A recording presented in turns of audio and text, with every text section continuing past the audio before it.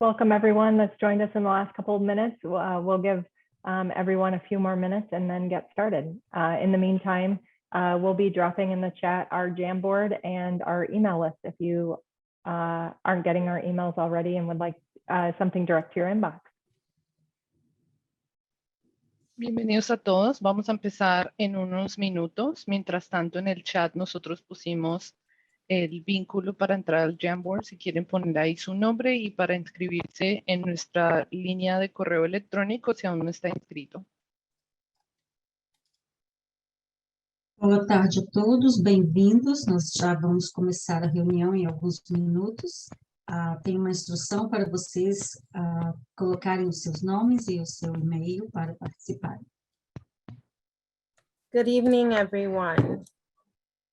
If you have just joined us, please be sure to look in the chat for the Jamboard and a way to announce that you're with us through email. My name is Denise Molina Capers. I am the Director of the Racial and Social Justice Department for the City of Somerville, and we are very happy to welcome all of you to this forum on 90 Washington Street. We have a few housekeeping items to go through. So we will begin with stating that this meeting is being recorded and it will be posted to Summer Voice. And we have city staff members that are with us today, including myself from the RSJ department, our city staff from Economic Development, the mayor's office, SOYA, Somerville Police Department, City Cable, and Capital Projects. Now I will hand off the next housekeeping to Meredith for our interpreter services. Good evening, everyone. My name is Meredith. I work for the Somerville Office of Immigrant Affairs as a language justice coordinator. We will have Portuguese and Spanish interpretation tonight, and the interpreters will now will translate what I have just said and also introduce themselves. Buenas noches, bienvenidos a todos. Yo soy Stephanie, yo voy a ser la intérprete de español para la reunión esta noche. Boa tarde a todos, eu sou Rosane, intérprete de português, vou estar interpretando para todos que falam português esta noite. Next slide, please.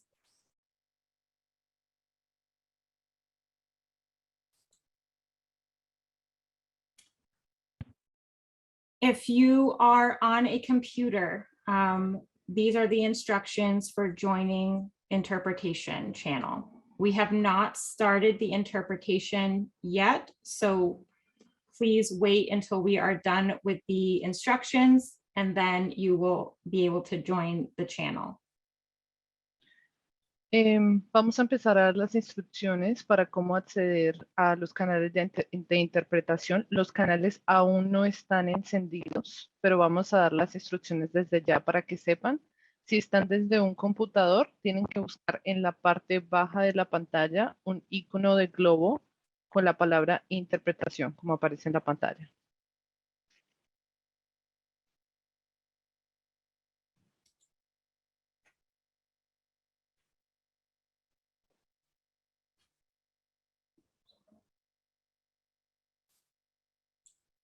Roseanne. Boa tarde, nós estaremos dando as informações, as instruções de como participar do canal de português. Você deverá clicar na parte inferior, no símbolo de um globo, no cantinho direito da sua tela.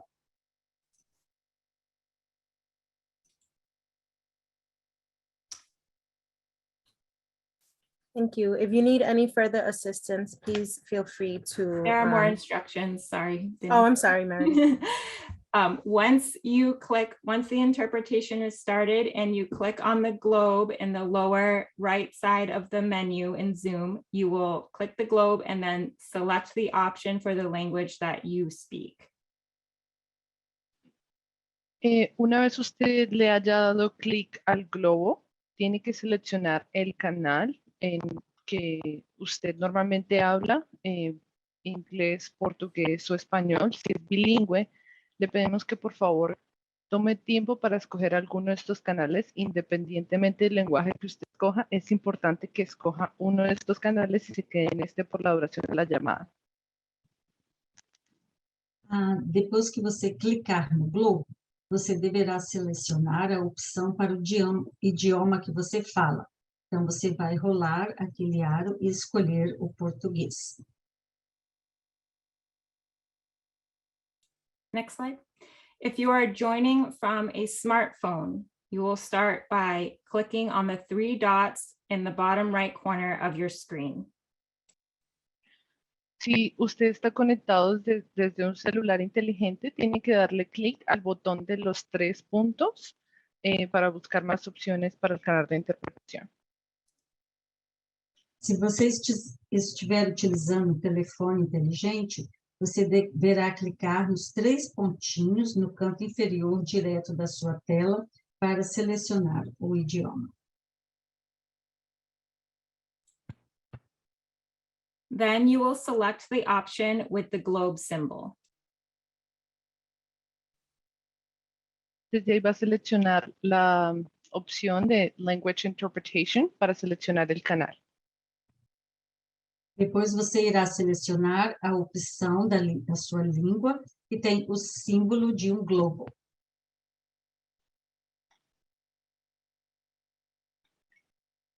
Next slide, please. Then you will select your language and press Done in the top right corner. Luego usted selecciona su lenguaje y le da clic en la parte de arriba donde dice Done, D-O-N-E. Depois você selecionará a sua língua e vai apertar na parte que fala Done, no canto superior direito da tela. Everybody in this meeting should join a interpretation channel. If you speak English, you should join the English channel. If you do not join the English channel, you will not be able to hear the interpretation of any comments that are in Spanish or Portuguese. Todos en esta reunión necesitan escoger un canal. Si usted habla español, escoja el canal de español, inglés, inglés o portugués, portugués, para que puedan escuchar la interpretación, porque si se llega a hacer algún comentario en otro idioma, no va a poder escucharla si no está en un canal. Todos na reunião deverão optar pela língua, selecionar o seu idioma. Se você fala português, clique no português, porque senão não irão ouvir a interpretação no canal de português. Okay, we are now going to start interpretation. So look for the globe and select your channel. Vamos a empezar con la interpretación, así que busquen el globo o el botón de los 3 puntos del idioma que usted habla. Nós vamos começar agora os canais de interpretação. Procure pelo globo o idioma que você fala, os 3 pontinhos, e depois clique o Done.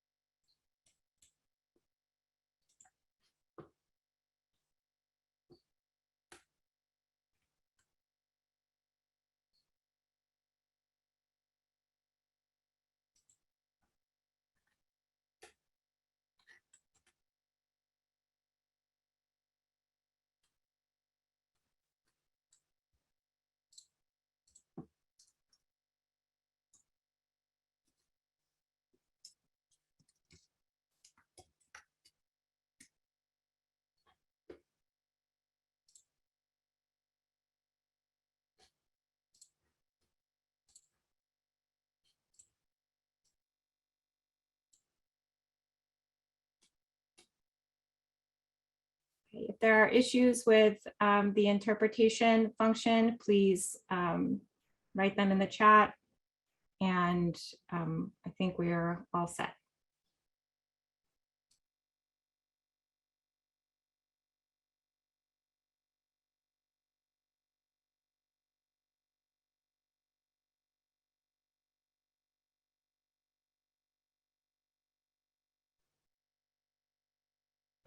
Okay. So with that, again, if you're having any issues with the translation, interpretation portion of this, please feel free to alert someone in the chat, and we will do our best to make sure that that is working for you. On that note, I would like to also remind everyone that as they are speaking, to please speak slowly so that we can give the interpreters an opportunity to interpret what you are asking or commenting, or the thoughts that you have. And so I will be sure to hold up a sign that reminds you to please speak slowly if you are going a bit too fast for our interpreters. And we do thank you in advance for that.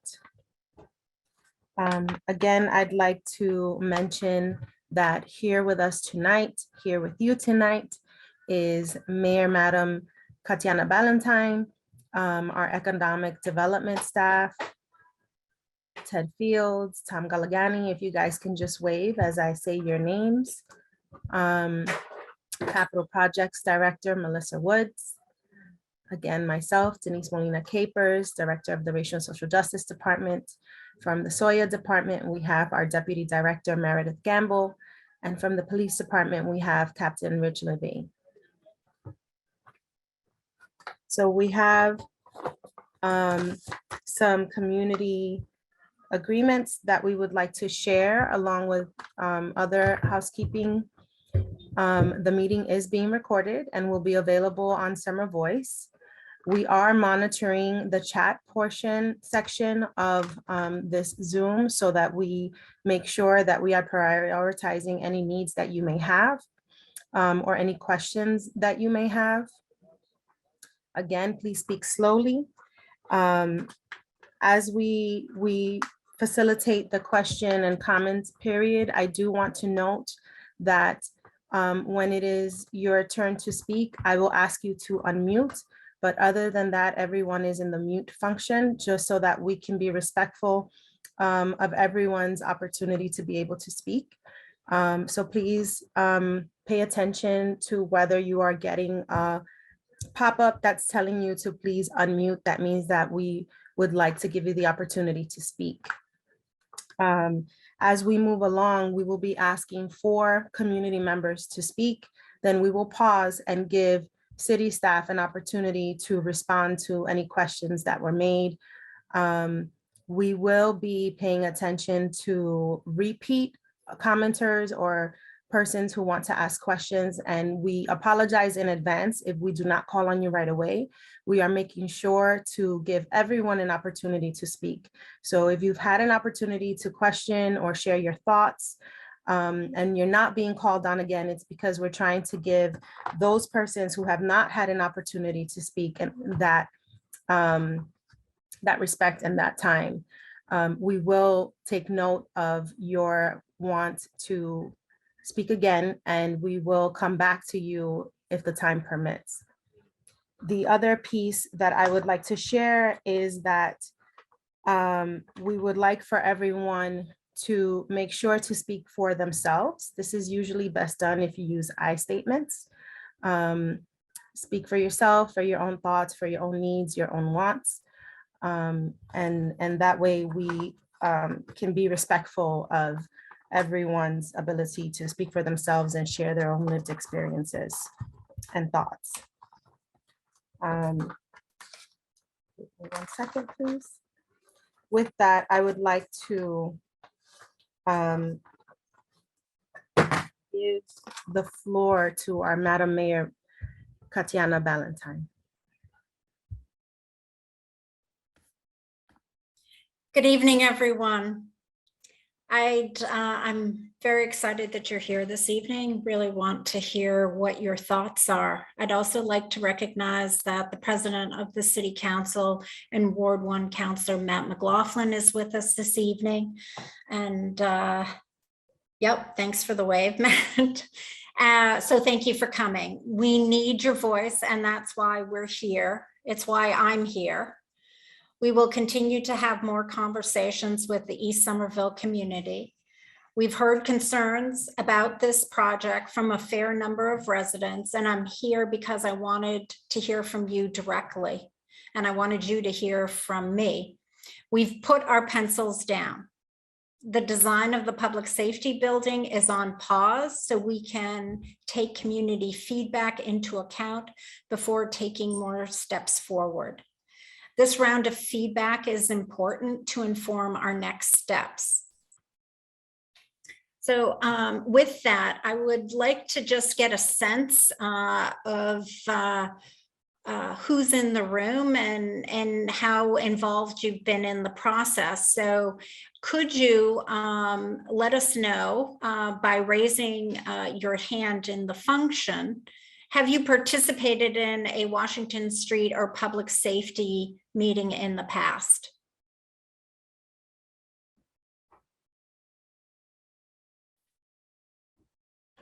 Thank you.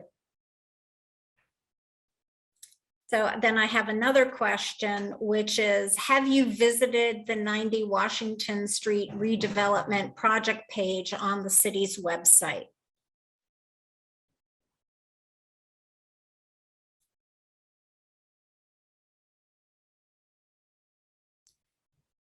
Great, thank you. So I'd like to say I've been advocating in similar ways for Somerville residents for decades, and that won't change but just because I'm mayor. Rather, that's why I became mayor. I wanted to better serve you.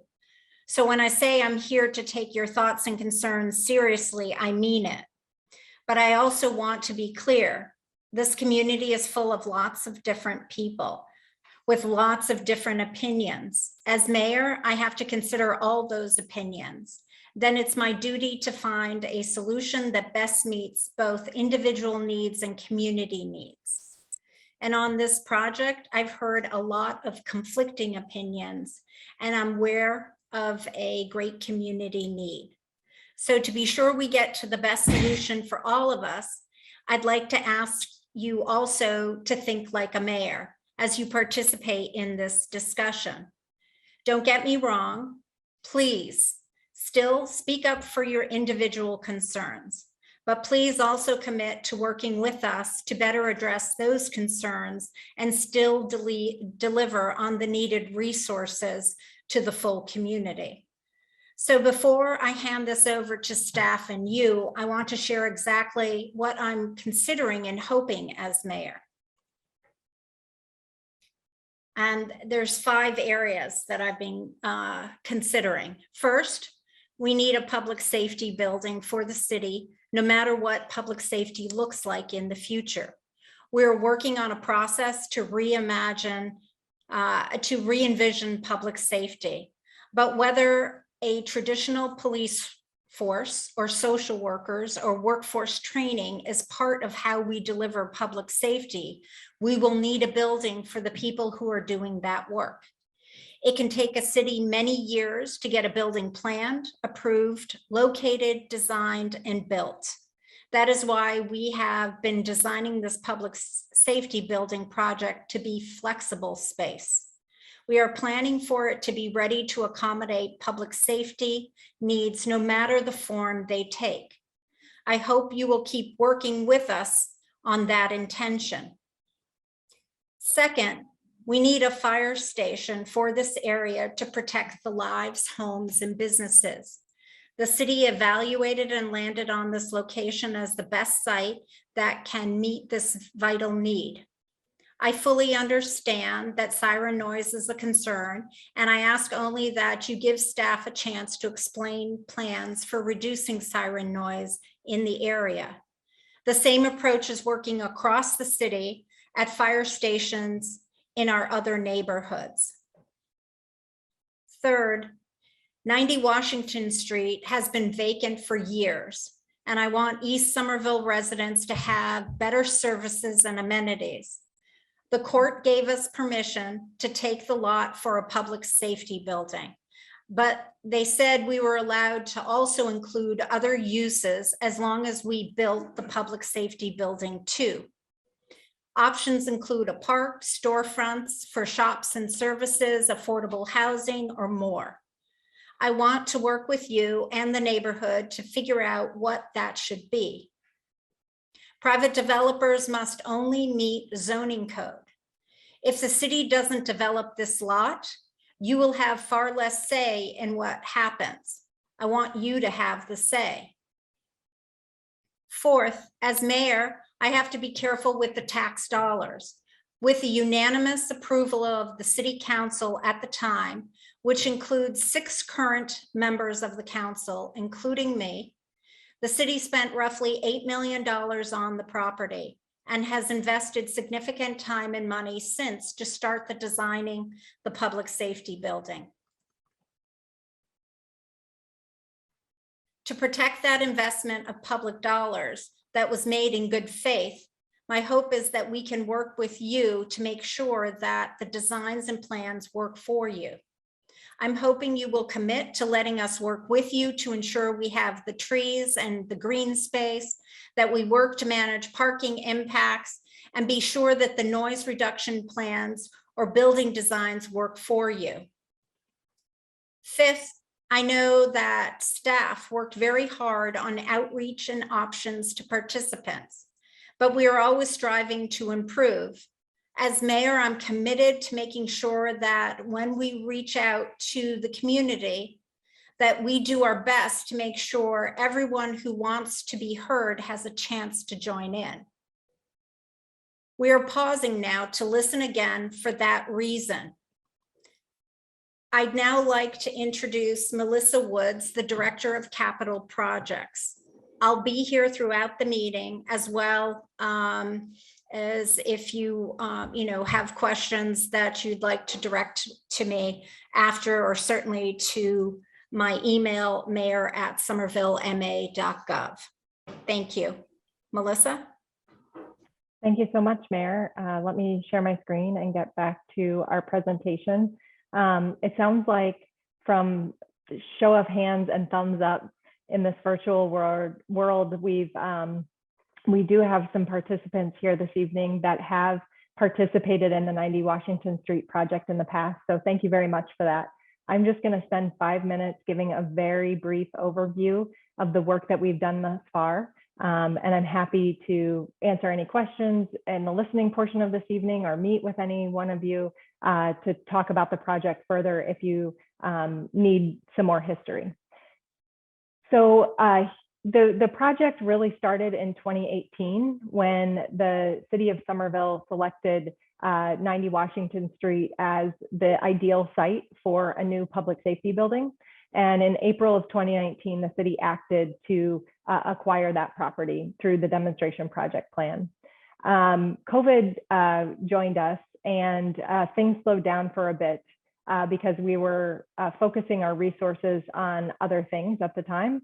And it was really in early 2020 that this project got started again, with the formation of a building committee that meets monthly, the first Wednesdays of the month at 4:30.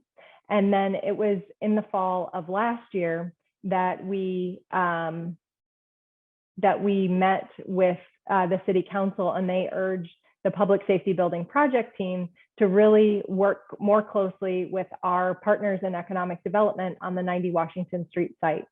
I know it's really confusing because we're all City of Somerville employees, and we try to be as helpful as possible. So there's many departments working on this project. You saw who's here tonight, but 90 Washington Street encompasses 2 departments and prime departments, and then many other departments that are helping in different facets. So I'm here with my peer in economic development, Tom Galagani, the Director of Economic Development. And the way that we divide work is that capital projects will develop the public safety building. The capital projects division manages vertical construction throughout the city of Somerville on behalf of the city of Somerville. Tom Galagani's economic development division will be responsible for the Washington Street development parcels, the "and" that we talk about on this site. Thank you, Denise. So we're working closely together on a public safety building and other uses on this site. and have really turned up our community process since December of last year. If you're not familiar with the site, 90 Washington Street is on the south side of Washington Street, opposite the East Somerville neighborhood, on the edge of the Inner Belt neighborhood. It's extremely close to the East Somerville T station. Our intention is to subdivide the 4-acre site into more manageable and reasonably sized parcels suitable for development. In addition to realigning New Washington Street to be opposite of Franklin Street. You may have participated in meetings in December and February with our project team, and you may be asking yourself, where do we go from these listening sessions? So the intent is to give you an idea of where we're going from here. And we're gathering input at this point and listening to others about your concerns about the public safety building. On August 4th, we will be having a workshop where people can share their own, build their own ideal version of 90 Washington Street that will be at the East Somerville Community School. And then we'll circle back at the end of September or the end of August or beginning of September with our project and consulting team to present site development options that incorporate the ideas shared in meeting 1 and meeting 2, the listening sessions, and the elements from the workshop into site development options. And then we'll circle back and confirm everything that's happened along the way, including preferences from the site development options. So what we've Melissa, heard. I'm sorry, I'm just going to interrupt real quick. If we could just slow the pace a little bit. Thank you. Thanks. So I wanted to touch quickly on things that we have heard so far that the mayor was so nice to share in her opening remarks. And what's really important for people to have on the Washington Street development parcels and the 90 Washington Street site are civic uses, new open space, and bringing back the first floor retail that was missing when the strip mall was demolished. People have a preference for housing, and in particular, having affordable housing on the site. In addition, people are concerned about noise, whether during construction or post-development, the removal of trees on the 90 Washington Street site. They would like to see the site and the area more pedestrian and bike friendly, and would like to limit the development of new parking. That's just a very brief overview of the 90 Washington Street project. And I'm happy, along with the mayor and Tom Galagani, to be answering any questions you have this evening. Thank you. Thank you, Melissa. So we have come to the portion where we will begin taking questions. I want to remind everyone that in order for myself to be able to recognize you and unmute you in order to talk, we ask that you use the raise hand feature, which you can find in the right-hand corner where the 3 dots are. It says raise hand as shown on this slide. Once you are called on, we ask everyone to please be respectful of the community members that are here, and also please be respectful of city staff. Please be respectful of everyone's time. You will have 2 minutes to share.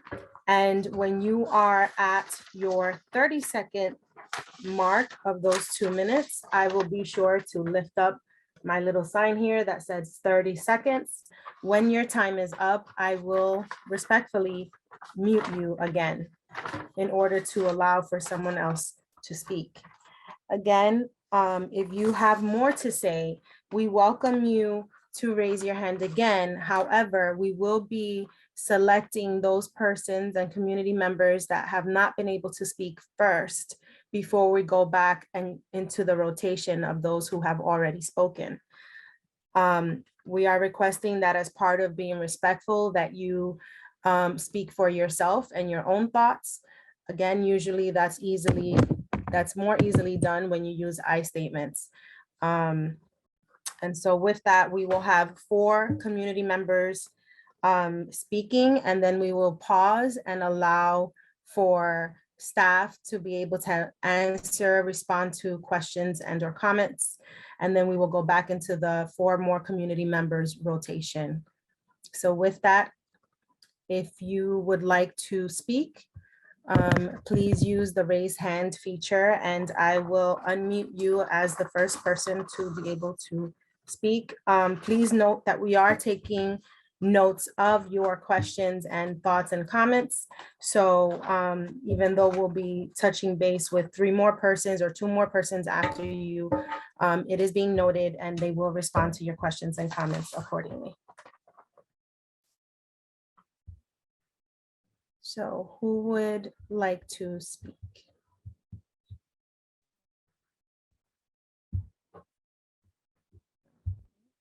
Give me 1 second.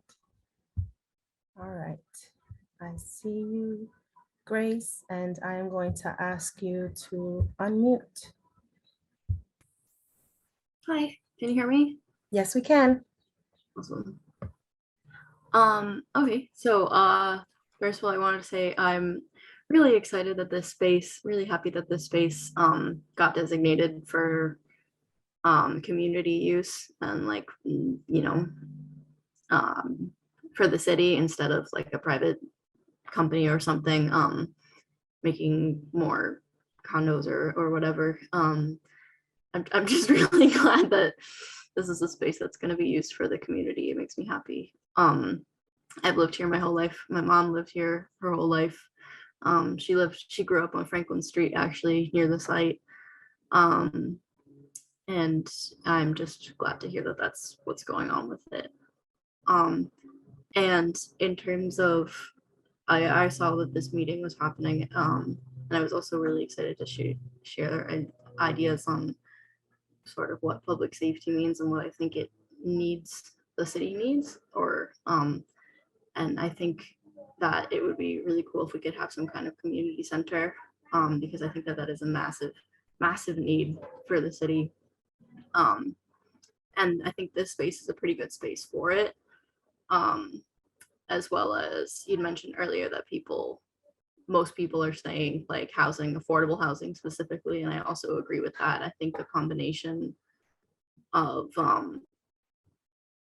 housing and other mixed community center uses, especially for youth, I think is a really important and positive impact and use for this space. And as for otherwise public safety, fire and police, I think that it is important, but I think that this space would be much better used as something like a community, an affordable housing type space.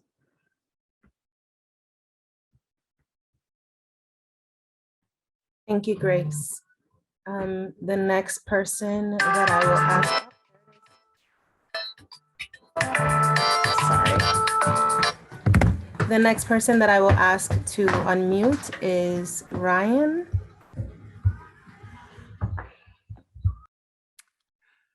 Good evening, everybody. Thanks for providing this space. Happy to be here to talk with you tonight. Right off the bat, I'd be remiss if I didn't say that I don't support the inclusion of a police station in the public safety building, but I am very excited to see that all the community support for affordable housing, for community-oriented services and businesses, and I'm very excited to hear that the city is looking at ways to reduce siren noise pollution. One aspect of some of the plans I've seen that I'm not sold on is the biotech companies being brought in. I'm not sure those are the best ways we can be using our very limited building space in the city when services that could directly impact and better the lives of the residents would be an alternative. So I'd like to know is there a plan for the revenue that these biotechs would be bringing in? and to put that directly back into the community? Or is that something that would just sort of disappear into the wider city taxes? Thank you. Thank you, Ryan. Everyone who has spoken thus far has done this, but just for logistical purposes, if you speak, if you would please take yourself off of the blank screen, and for community purposes, just allow us to view who you are, and then you can go right back to turning off your video. So with that, we have our third community member, Alexander. I'm going to ask you to unmute, and you have 2 minutes.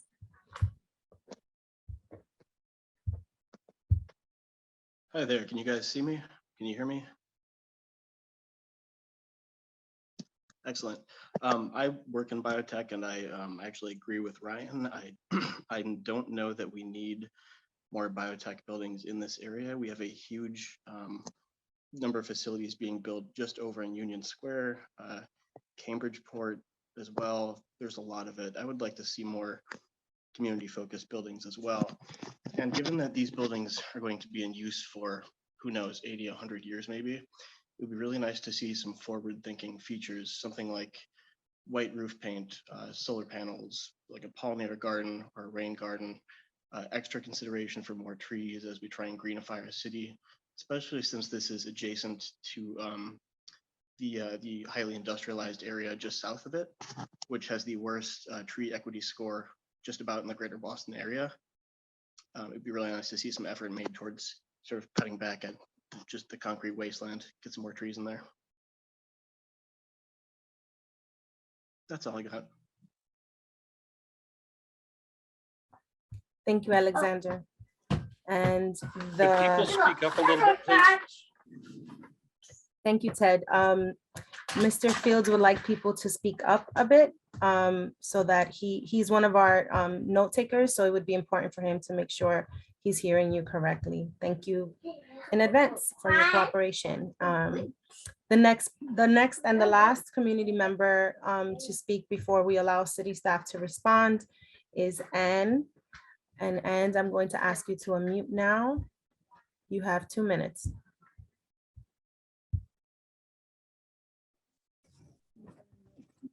Go ahead. Yes, my name is Rhea, and I'd like to talk about 90 Washington, about the mayor had said that she was looking into other spaces available for the fire and police department. Is she still going to do this, or is this a mute question?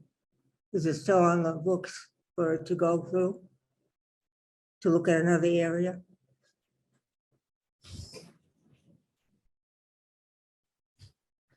Thank you, Ria.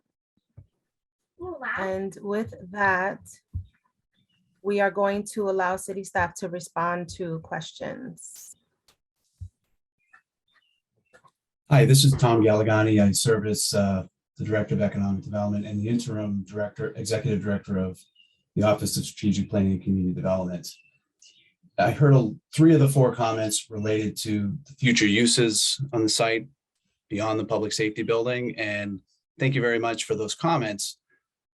It's exactly the kind of feedback we've been seeking to get your thoughts and feelings about what kind of other uses should be on the site. We've heard throughout the public engagement process, and it seems like it continues to tonight, people are interested in housing and affordable housing. I appreciate the comments about lab buildings. The truth is, we're not sure what those other uses are going to be at this point, and we're going to continue to work with stakeholders to see what the right mix is beyond the public safety building. So those are still open questions, and I just encourage more folks to participate and to share their thoughts and to join us with during some of our future engagement processes that will be taking place over the next month or so. There was one question about the use of tax revenue that would be generated from this site. And in truth, we haven't thought that deeply about how we would manage those funds. They're going to be at least two different sources of revenue that we'll likely generate from the site. So we might decide to sell off some of the land that we won't need for the public safety building. And so we'll certainly expect to receive a sale price, a substantial sale price for any land that we sell off. And then of course, as the commenter pointed out, the long term, the future tax revenue is likely going to be substantial if we build with the kind of density that we think makes sense next to the new train station. So, but we're not sure how we're going to spend that.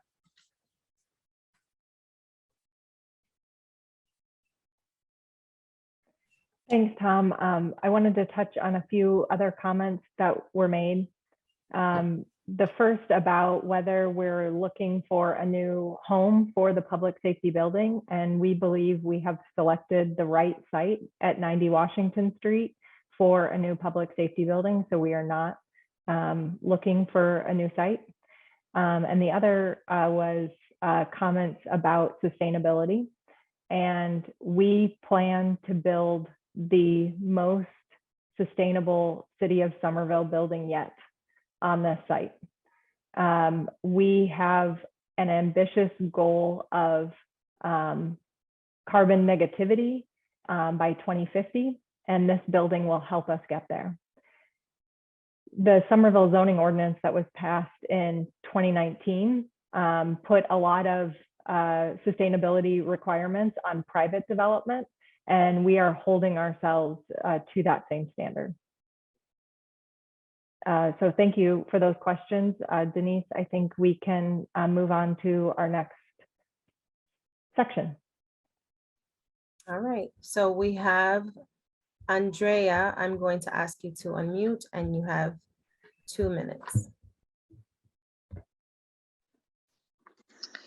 One second here. Okay, so my name is Andrea. I'm sorry, Andrea, if you could take yourself off video. Off video? I'm not sure how to do that. 1 second, please. Okay, start video. Am I on video now? Okay, hi. Yes, no problem. My name is Andrea. I bought my first house here in Somerville 7 years ago. And I live directly across the street from the 90 Washington Street site. My biggest concern is definitely the siren noise from the police and fire station that's going to be built. And I'm very worried about it because right now we already can hear like the police cars and sirens and everything. So that's one concern. I would like the community space to be used for green space and maybe some, grocery stores, some shopping for the residents that live here. There's an elderly, building there, and I just feel like it would be nice for our community, not just for me, but for us to be able to have more than just yeah. I'm done. I'm not used to being on this camera. Thank you, Andrea. Thank you. All right, and so next we have Rosa. If you can put yourself on video, I'm going to ask you to unmute, and you have 2 minutes. All right, thank you. And thanks so much to everyone who's put so much work into thinking about this plan and getting us to this point. When I think about community safety and public safety, I really think about the roots of what makes for whole and happy lives, and that is not the police to me. So I would really like to see this building really focusing on making this part of Somerville more wonderful and being a resource for the community, a place that we might go to gather and have meetings, to support the community life, to I'm very excited about the addition of green space here. I also very strongly support affordable housing and any services that are about making life wonderful. And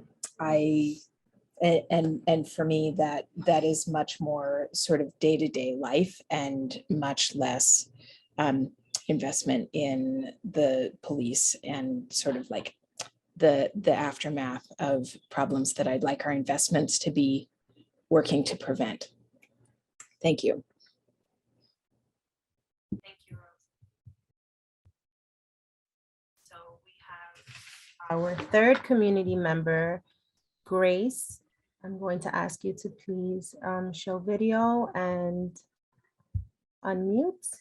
You have 2 minutes. Hi, back again. I really agree with everything that. Oh, Grace, I'm sorry. I'm sorry. I didn't realize.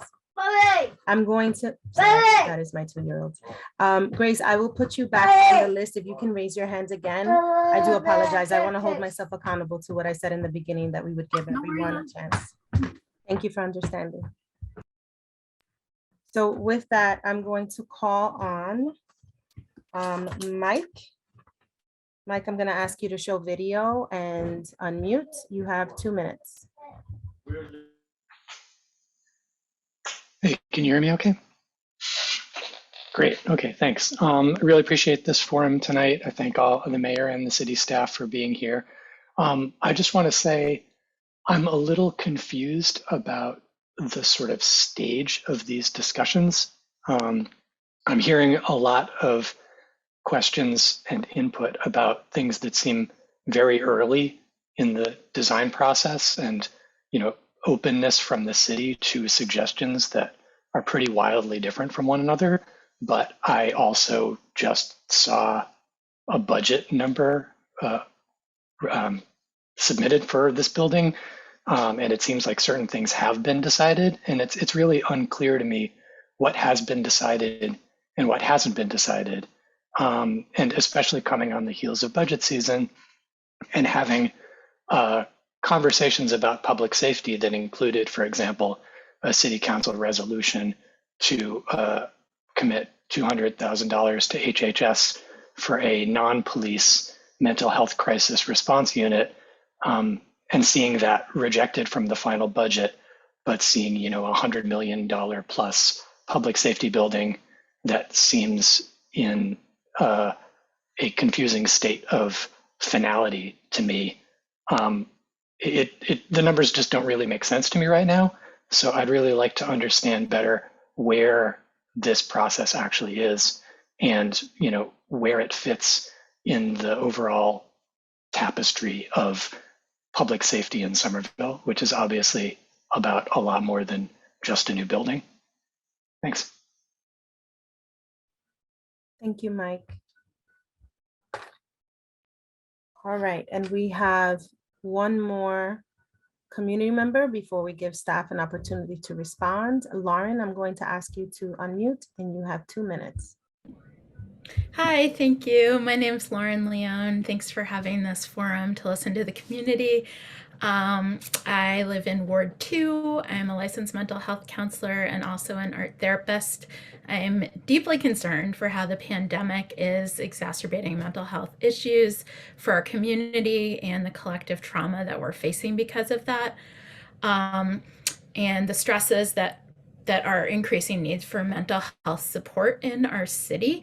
I was really heartened to hear that the city council made a resolution for $200,000 to start working on an armed alternative response team. And I have to say, I'm feeling pretty disappointed that wasn't supported by you, Mayor Valentine.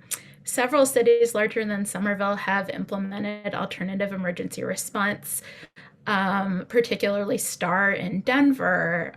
Recently, there was a study from Stanford University looking at the first 6 months that STAR was in operation, and they found that there was a 34% decrease in crime in the districts that STAR was implemented in, and also that the program was saving the city money. So the alternative emergency response was less than 25% of what it cost for police to be dispatched for calls that they weren't needed at. And when I look at, I have some sticker shock about looking at a building that costs $102 million. If we're talking about public safety, the proposed building is 510 times the cost of what the city council resolution proposed. So I guess my question is directly to the mayor, just asking why we can't find money in the budget to explore a proven strategy for public safety in Somerville. Thank you. Thank you, Lauren.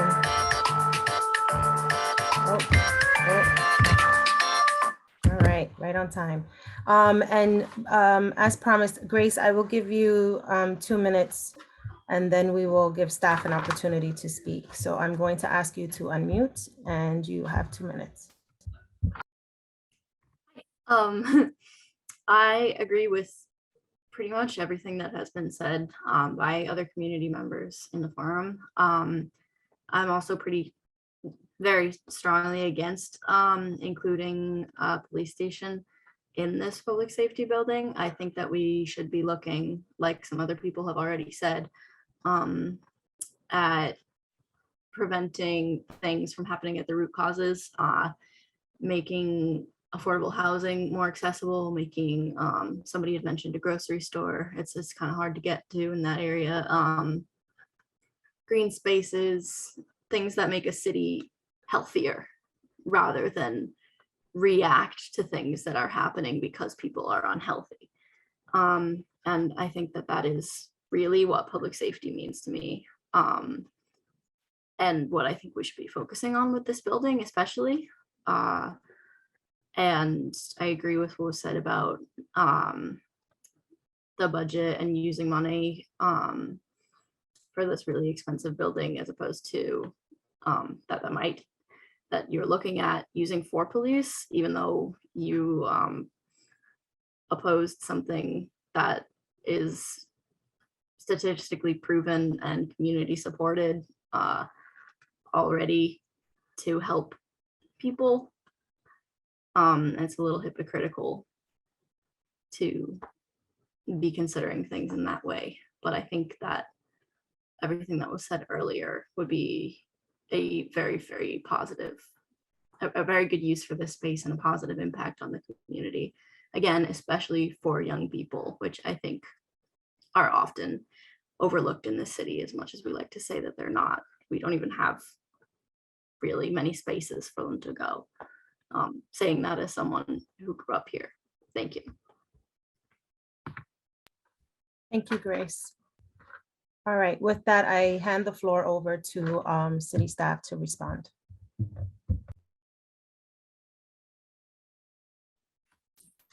I will speak first, and I'll probably answer Grace's question. Thank you. In terms of youth spaces, you know, I've lived here for almost 28 years, and I've heard nearly that entire time that there should be youth spaces. So that's why I put in the budget a position for youth director on the city side, a full-time LGBTQ coordinator. I'm committed to a youth center, and we're working on that, and we will roll that out. Hopefully, well, our goal is within the next year. And in the interim, we have interim steps that we have 3 spaces that we have opened up for the summer. For youth at the edge, and the youth told us, because I've met with them, the youth told us that they would like the spaces within 15-minute walking distance from their homes. So there's one at the Edgerly, there's one, there's a teen room opened up at the main branch library, and there is going to be youth space in Powder House Circle.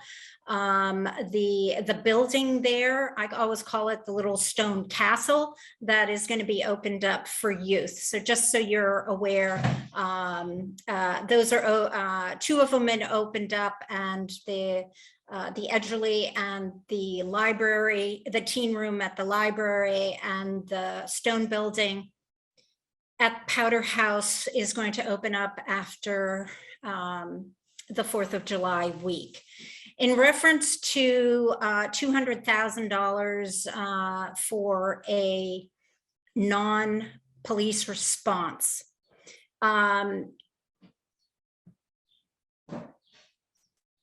Those are, so our director of HHS, who's been in for 2 weeks. I've also been in for 5 months when we presented the budget.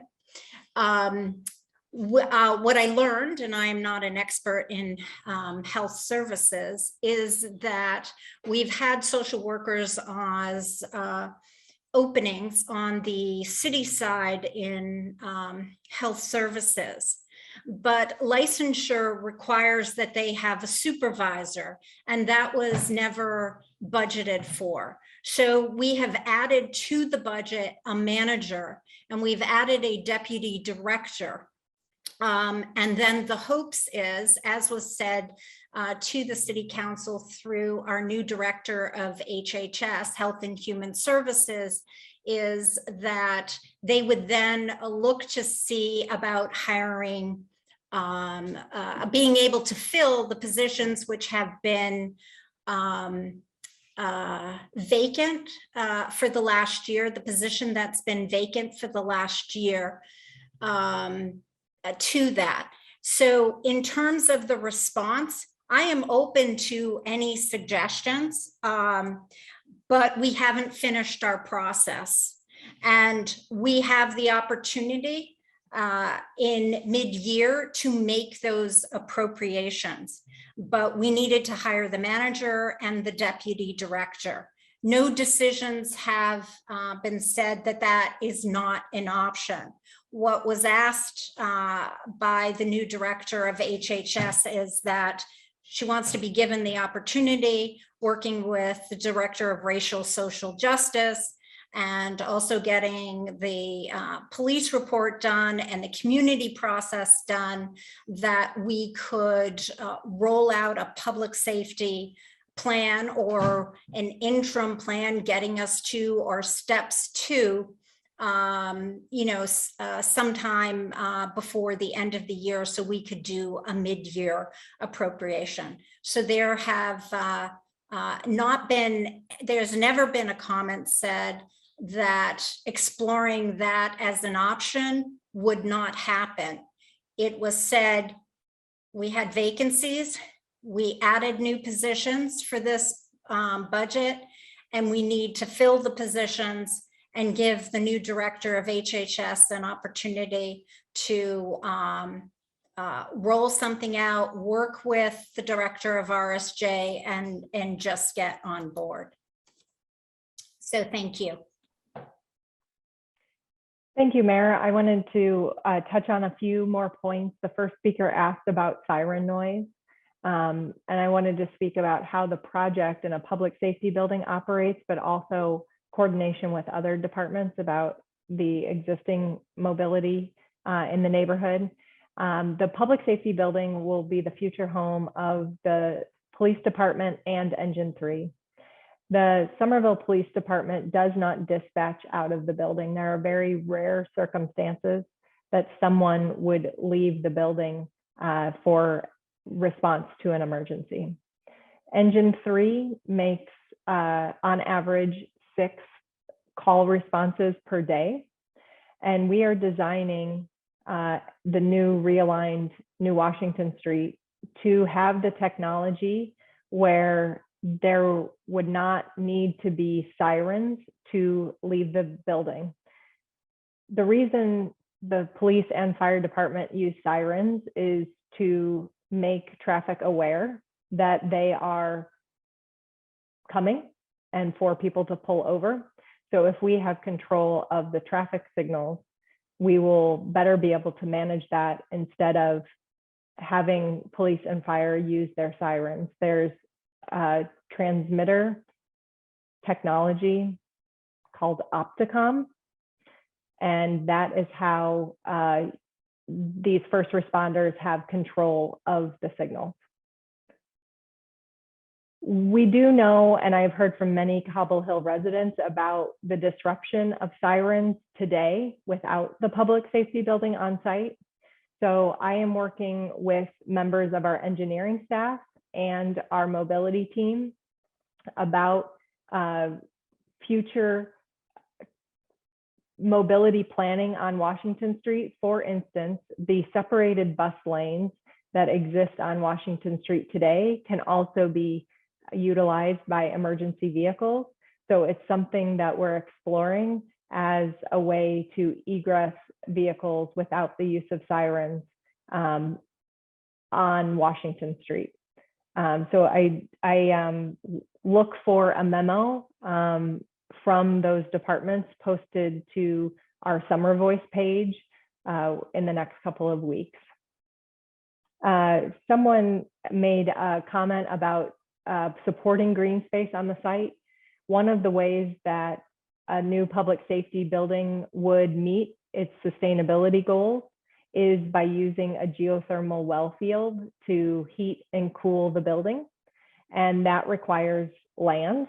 The wells cannot be built upon. So automatically, because of this strategy to create the most sustainable building, there will be a park immediately adjacent to the public safety building. And last but not least, I did want to address the budget. And someone asked about where we are in the process. And the public safety building got out of the gates more quickly than the Washington Street redevelopment parcels. And as our design developed, we completed 2 of the 5 phases of design. Programming is the first, in which you basically create the recipe of what needs to go into your building and the square footages associated with different elements. You know, the bathrooms are going to be so many square feet, conference rooms, more square feet, etc. And then we entered schematic design, which is weighing options of how the buildings, all those recipe pieces stack upon one another. And it was when we completed schematic design that we got a cost estimate that, with all of the contingency planning that we plan for in our projects to turn the key and open the doors, the project would cost $102 million. We do not plan to build that $102 million building. We plan to come back to the community and get the plans right before we are in front of the city council for any funding for the building. So that budget number is out of date, and we are seeking input on the 90 Washington Street project, which includes the public safety building. And at the end of our community process that I explained previously, where people are going to build options and then we'll circle back with the community and make choices, our design team would then be pens up and talking about and studying more options for the public safety building, which would likely be a repeat of our schematic design phase. So I hope that better explains where we are in the process. Thank you. Denise, back to you. Thank you, Melissa. And we are down to the last round of 4 community members and last responses of city staff. So we have first Daniel. I'm going to ask you to unmute, and you have 2 minutes. Hello, can you hear me? Hello, everyone. My name is Daniel Wong. I live in Ward 2. Please remind me to speak slowly. Thank you, Mayor Ballantyne, for organizing these listening sessions. In your Progress for All agenda, you said you would focus on 7 key issues, including affordability for all, the climate crisis, and quality of life. Regarding affordability, if we were truly prioritizing that, we would see plans for housing on this land rather than a police station first. Regarding the climate crisis, we could accelerate mitigating our impact on the climate, not by building a green police station, but by putting housing on the land so that more people can travel throughout our city using the hopeful new East Somerville station. Regarding quality of life, and this is where I need to slow down. In the past 2 years, from my understanding, we've had at least 2 deaths from vehicular accidents. As you stated a couple weeks ago at the supervised consumption site meeting, sadly, almost 14 of our neighbors die each year due to the opioid epidemic. And since this pandemic has started, depending on how you count it, depending on the CDC guidelines for that, we've sadly lost at least 102 neighbors to the pandemic. So when we talk about public safety, building this new police station is not the most cost-effective way to make us feel safer. Thank you. Thank you, Daniel. And next up, we have Chris Devers. If you can please video, and I'm going to ask you to unmute. You have 2 minutes.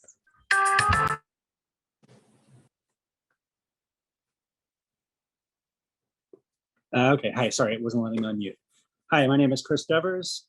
I'm an East Somerville resident, and I wrote down comments so I don't lose my train of thought. So I feel it is important to be mindful that this project isn't happening in a vacuum, and some of the tension over this project, to my perception, seems to be because of this.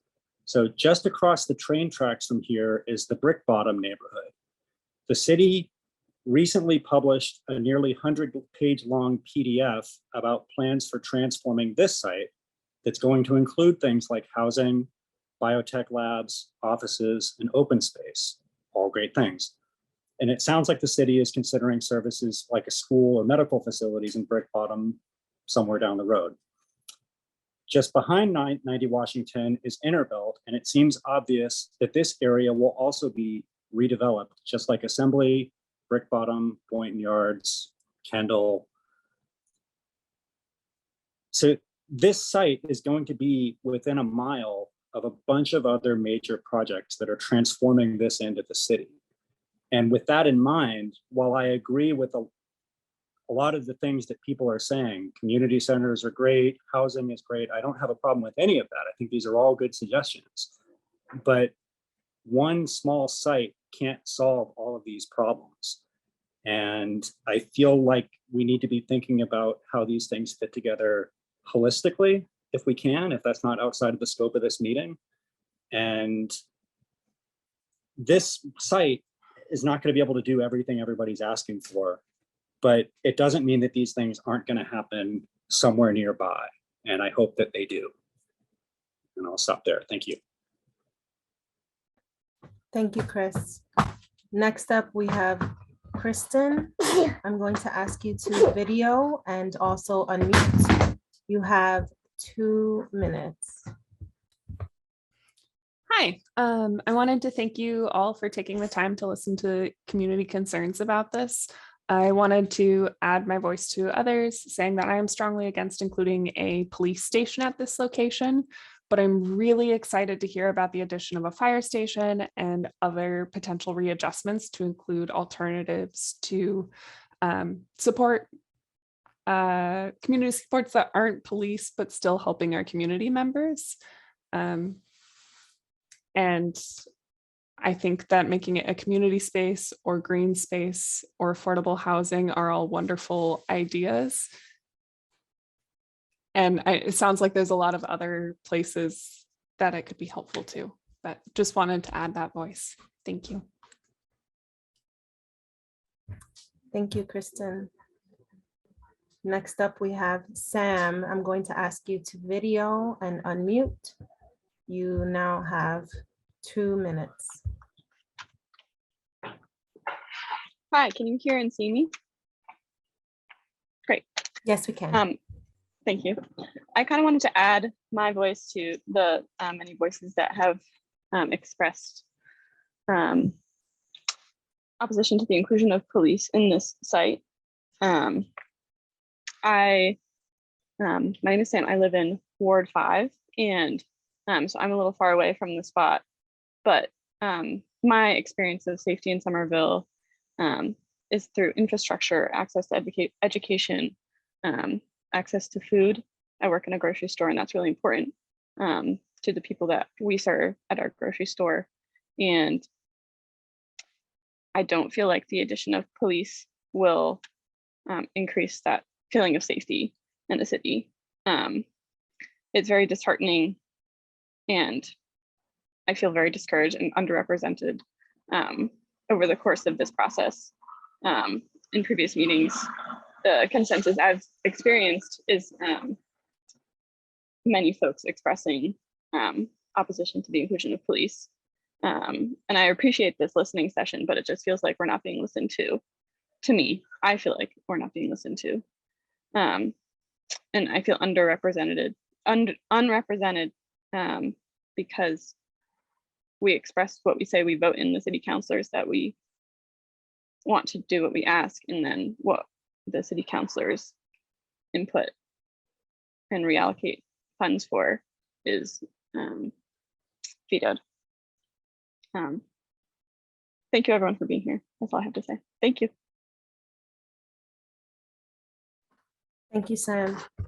And with that, we are done with our community members' participation, and we have the last 10 minutes open for first staff responses, and then Melissa Woods will take it from there. I now hand the floor over to staff to respond to questions. Hi, again, this is Tom Galagani with Planning and Development.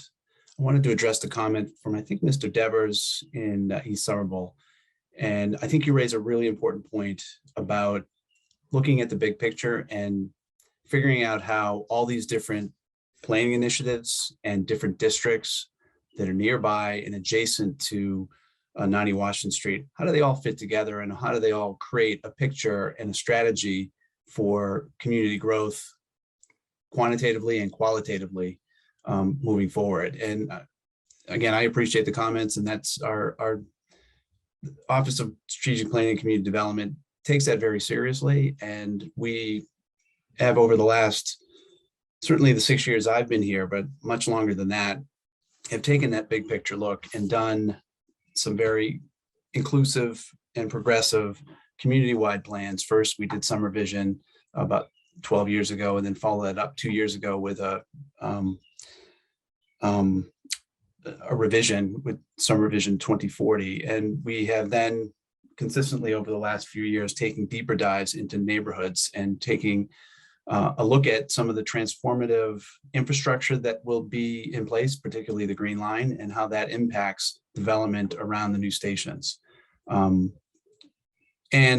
the staff that does work on those plans, we consistently have multidisciplinary staff, folks from economic development, from the planning side of the shop, the parks and open space planners, mobility, transportation, and housing, all working together with stakeholders to figure out what role each different district in the city plays and how that fits into the bigger picture. So I would encourage you, and I think you've kind of put a signal out to everybody else too, to take a look at the Brick Bottom Plan. We've just published a draft of the Brick Bottom Plan. I welcome everybody to take a look at it and also comment on it, and really think carefully about some of the uses that we're proposing in Brick Bottom and how that really works together with 90 Washington Street. And of course, you point out too, quite correctly, that Assembly is not that far away too. And in the coming weeks, or the coming months, we'll also have a plan for Assembly.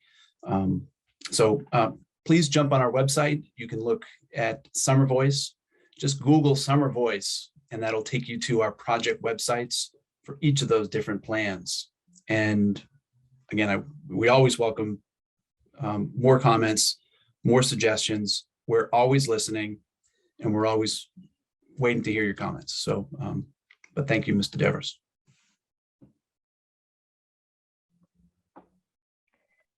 I wanted to just touch on a few things. I wanted to refer people to the frequently asked questions that we have posted to our Summer Voice project page, because some of the information I'm sharing right now happens. I had to look back at the numbers in that frequently asked question to repeat them to you. And it was in response to the need for sustainability and to inch the city to more towards their sustainability goals. And to just give you an idea of order of magnitude, when we put pencils down at the end of schematic design, there would have, compared to the existing public safety building, it emits 425 metric tons of carbon per year. And at the end of schematic design, our anticipated use of the building would have resulted in a 40% savings of carbon, down to 254 metric tons. You'll see, just like private development, the city is transitioning to all electric forms of power, because the idea being that the grid is increasing its sustainability year over year and migrating from natural gas, which is always a fossil fuel resource. And then the other thing I wanted to touch on is that we, with our intent of the design of the public safety building, building a flexible building. This building will open with one program, and over the course of time will evolve, just like every building does. We are developing a building to be occupied for 100 years. Generally, when you see buildings of that longevity, you see renovations maybe in every 25 or 50 years for the building to adapt, and then lighter alterations. For those of you that are part of corporate office culture, it's very similar to the public safety building. These people come to work every day and sit at a desk and use the conference room and the copy room and the restrooms and the lunchroom. There are specialty program elements, just like you see in every unique corporate office setting, you know, like the war room, or in tech, maybe you see the video game room. And in the public safety building, you will see specialty rooms. For instance, the dispatch center is a really tech-heavy specialty program that you really only see in one building in every municipality. But our intent is to build a building that is flexible and evolves over time to make sure it addresses the needs of FD and SPD today, 5 years from now, and well into the future. Thank you for allowing me those time to make the comments, Denise. I'm going to share my screen one more time. And this last time is to just, well, goodness, I've got to bring the right thing up.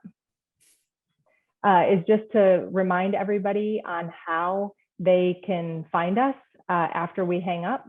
So please stay in touch. I'm going to put the link to the our email list, if you are not on it, in the chat right now. And we hope everyone has a great evening and a very happy 4th of July to everyone. Thank you so much. Have a great night.